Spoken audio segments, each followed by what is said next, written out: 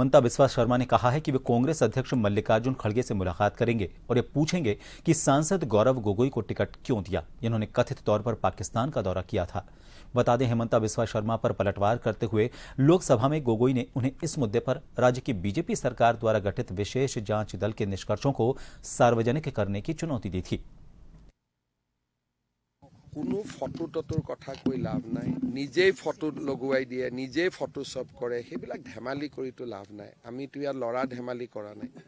পাকিস্তানৰ সপক্ষে কথা কওঁতে যদি 40 জন মানুহক এৰেষ্ট কৰিব পাৰোঁ, আমি পাকিস্তানত যোৱাৰ অপৰাধত গৌৰৱ গগৈৰ ওপৰতো আমি একশ্যন ল'ব পাৰোঁ। গৌৰৱ গগৈ ভগৱান নহয়, গতিকে গৌৰৱ গগৈ উত্তৰ দিব লাগিব পাকিস্তানত গৈছে নাই, লৰা ছোৱালীক সুধি নাগৰিকত্ব পৰিৱৰ্তন কৰিছিল নে নিজে নিজে কৰিছিল, তেওঁৰ পৰিবাৰে 19 বাৰ কিয় ভাৰত পাকিস্তান অহা যোৱা কৰিছিল, আৰু উত্তৰ দিব নোৱাৰিলে উত্তৰ কেনেকে আকুৰি গাজুৰি উত্তৰ ল'ব লাগে হিমন্ত বিশ্ব শৰ্মাই জানে।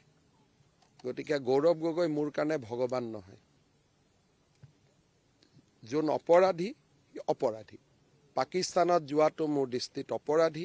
পাকিস্তানততো কাজিৰঙা নাই, পাকিস্তানতো মানস নাই, পাকিস্তানতো ওৰাং নাই, কাৰ ঘৰত গৈছিল পাকিস্তানত? গতিকে আমাক জনাবই লাগিব আৰু পুলুং পালাং কথা কৈ লাভ নাই। কেনেকে আজুৰি উত্তৰ ল'ব লাগে অসম চৰকাৰ, অসমৰ SIT আৰু হিমন্ত বিশ্ব শৰ্মাই